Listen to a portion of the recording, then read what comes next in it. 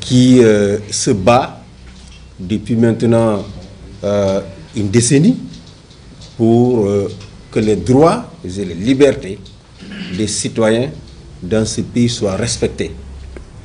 Tout le monde a connu Guy Marius Sagna dans ce combat. Il a payé le prix fort pour ce combat, avant même de s'engager dans l'arène politique. Donc, nous recevons aujourd'hui le frappe au mouvement citoyen qui, comme nous, se bat pour que les droits et libertés soient respectés. Nous avons tout le temps dit et redit, et je crois que dans ce pays, lorsque vous discutez avec les diplomates, tout le monde reconnaît que lorsqu'une manifestation est autorisée, lorsqu'elle est encadrée, elle se passe de façon pacifique. Une autorité de ce pays a d'ailleurs reconnu cela, une autre autorité, en me disant que lors de la dernière manifestation du F24, que des jeunes qui voulaient s'attaquer au FDS ont été rappelés à l'ordre par Abbas Fall, je crois, qui s'est emparé du micro des mains de Daouda pour dire « Boulen yak suñu réunion, Boulen yak suñu meeting » et qui les a vivement, évidemment, réprimandés pour qu'ils arrêtent de provoquer les FDS et de, évidemment, créer des troubles dans cette manifestation. Donc, lorsqu'une manifestation est autorisée, il s'est toujours passé de façon normale. Et en matière de liberté publique, le régime, c'est l'autorisation. Le président Abdoulaye Wade a eu le mérite dans ce pays parce qu'il a beaucoup souffert des interdictions de manifestation. Nous qui avions été là entre 1988 et 2000, on sait qu'il a plusieurs fois été arrêté, brimé. Ses partisans ont été torturés simplement parce qu'ils voulaient exercer ce droit. Et c'est pour cela qu'en 2001, il a fait adopter une nouvelle constitution où il a mis fin au régime des autorisations. Morsouma Degué, on dit le préfet n'a pas autorisé. J'ai dit non. Dites le préfet a interdit. Parce qu'on n'est plus dans le régime des autorisations. Aujourd'hui, si vous voulez manifester, vous écrivez au préfet pour lui notifier, pour l'informer que vous voulez manifester, pour qu'il prenne les dispositions pour encadrer votre manifestation. Et c'est cette philosophie, n'est-ce pas, des libertés, qui est celle des Nations Unies, du droit international. C'est qu'on considère dans le droit international que la liberté d'expression, la liberté de réunion pacifique est fondamentale. C'est elle qui permet de revendiquer tous les autres droits.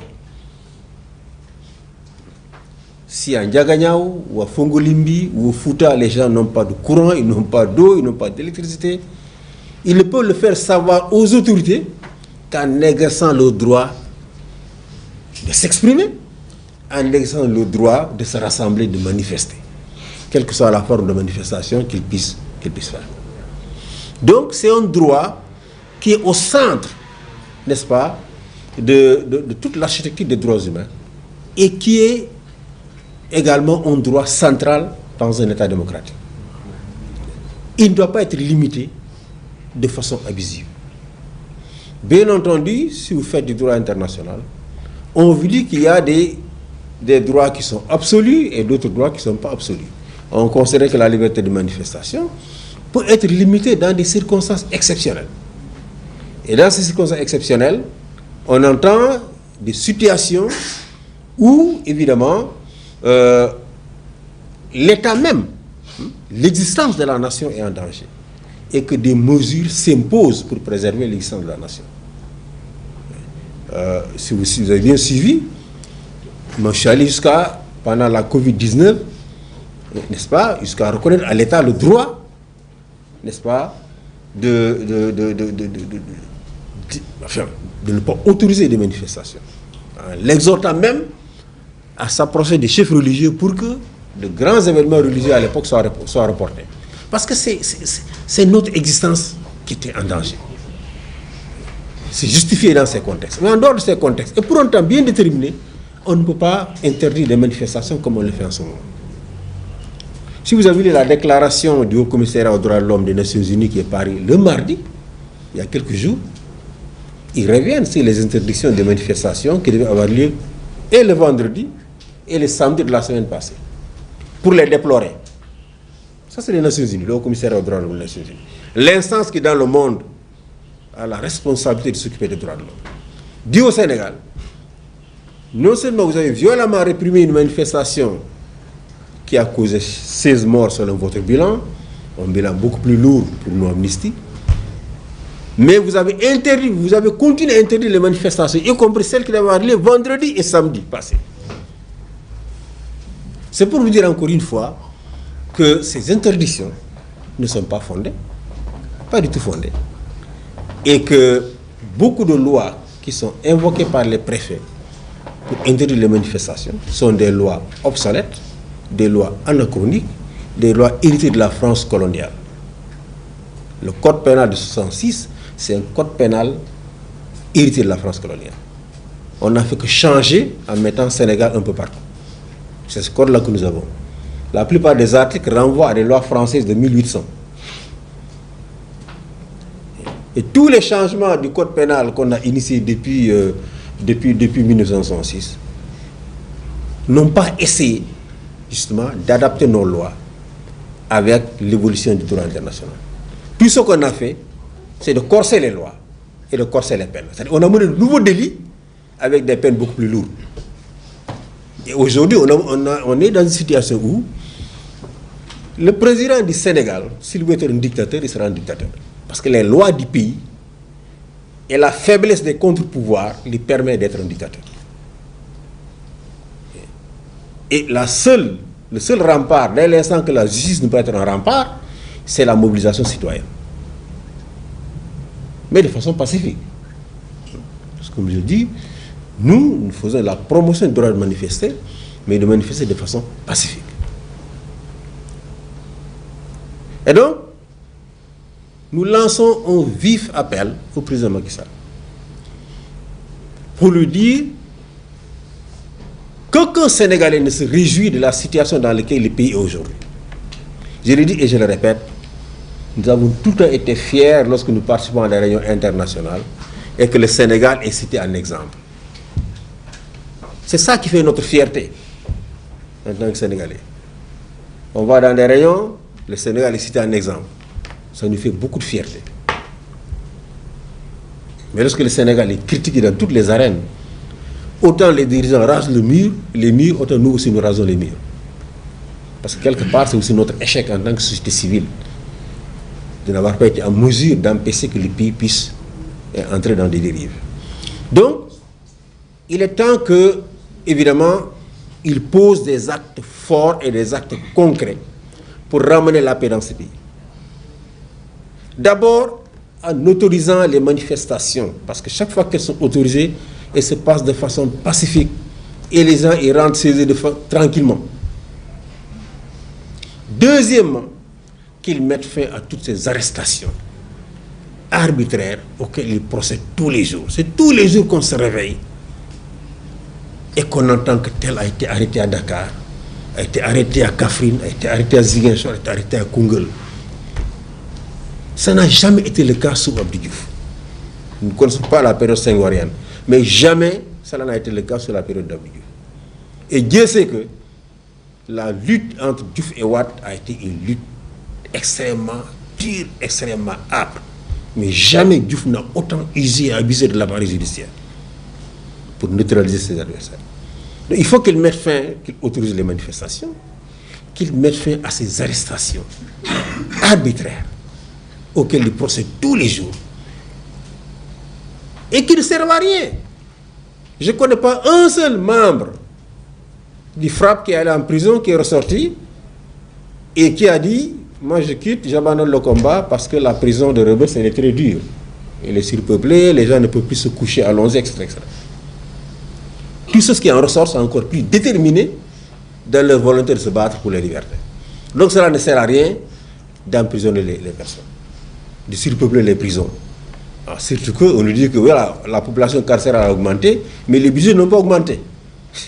Et du coup, aujourd'hui, l'administration pénitentiaire a des problèmes énormes pour nourrir les détenus. Donc, mettre fin à l'interdiction des manifestations, mettre fin aux arrestations arbitraires et mettre fin aussi au blocus du domicile d'Ousmane Sonko. Ils reconnaissent eux-mêmes que ce blocus est illégal. On dit oui, le blocus est fondé sur la doctrine de maintien de l'ordre. Quelle doctrine? Dans un état de droit, tous les actes que pose l'État doivent être fondés sur le droit. Vous ne pouvez pas dire aux citoyens, respectez la loi. Si vous, État, vous faites des agissements en porte-à-faux avec la loi, de quelle doctrine on nous parle de maintien de l'ordre? La doctrine de Paul Biya. Ah oui, Paul Biya a maintenu son opposant, Maurice Kamto, de la même manière que Sonko est maintenu aujourd'hui en prison, de façon illégale, pendant plus de 3 mois. Vous avez suivi l'actualité, non? Maurice Kamto. On l'a maintenu en prison pendant 3 mois de façon illégale. Une séquestration. Au Congo-Brazzaville, c'était la même chose, contre le général Mokoko. Alors, le Sénégal va maintenant s'inspirer de la doctrine de maintien de l'ordre du Cameroun, ou du Congo-Brazzaville, ou de ces régimes d'Afrique centrale. Mais non. Vous savez, quand la France dit que le Sénégal doit rester fidèle à sa longue tradition démocratique, pour ceux qui savent interpréter, c'est une invite à dire à Macky Sall, ne laisse pas la tradition démocratique sénégalaise, qui date depuis la période senghorienne. Premier pays en Afrique subsaharienne à avoir autorisé le multipartisme, Senghor. Quand il partait, on était en tête. Vous parlez des droits de l'homme en Afrique à cette époque, Sénégal est en tête. C'est le seul pays qui avait le multipartisme, même s'il était limité à 4 courants. Et Senghor, dans son discours d'adieu, disait, je vous recommande, n'est-ce pas, parmi les recommandations, il dit, ayez un grand amour de la démocratie, un grand amour des droits de l'homme et des libertés. Si vous voulez écouter son discours de départ. Abdou a essayé de respecter cette tradition, malgré la situation difficile qu'il a gérée, l'ajustement structurel, le mécontentement, etc. Abdoulaye s'est débrouillé pour respecter, même si les derniers mois de son règne ont été un peu difficiles. On ne peut pas comprendre que le plus jeune des présidents, celui qui est né après l'indépendance, celui dont l'arrivée au pouvoir a suscité tellement d'espoir, parce qu'il y a eu 11 morts pour qu'il arrive au pouvoir, se transforme en un président qui est devenu un fossoyeur de liberté, qui vaut aujourd'hui le Sénégal d'être critiqué par toutes les nations du monde. Ce sont toutes les nations du monde, toutes les organisations internationales qui ont aujourd'hui critiqué le Sénégal. Toutes en question. Regardez les médias internationaux, les principaux médias, que ce soit les médias spécialisés en économie, dans les affaires, tous ont fait un focus sur le Sénégal. Mais c'est mauvais pour les investisseurs étrangers qui doivent venir, qui doivent créer des emplois pour les jeunes.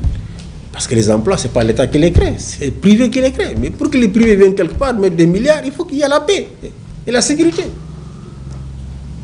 Donc, tous les faucons qu'il y a autour de lui, et qui lui disent, Monsieur le Président, il y a yor doole, ku def lii nga ne ko krab dugal ko ci biir kaso.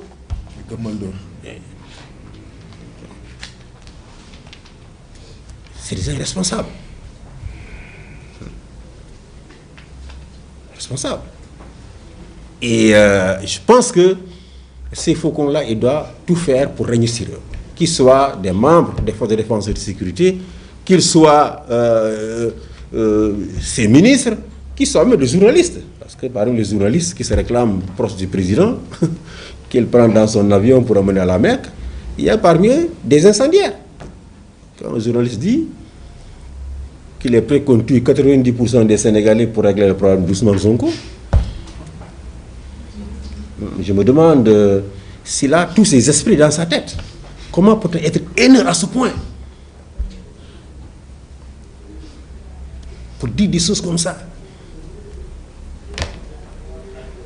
Voilà des gens qu'on devrait, à la limite, autant on interpelle ce qu'on appelle, qui font des messages haineux dans les médias, dans les réseaux sociaux, autant des gens comme ça, on doit les interpeller. Et il n'est pas le seul. Donc, il est temps de ramener la sérénité dans ce pays. C'est notre pirogue commune, nous sommes tous dans la pirogue. C'est le temps, nous allons tous chavirer. Il est temps de ramener la paix. Nous tous, nous voulons la paix, nous travaillons quotidiennement pour la paix. Et c'est pour cela que nous cessons de lancer des appels à la paix. Et comme on l'a dit, la paix doit se faire dans le strict respect des libertés et des droits humains.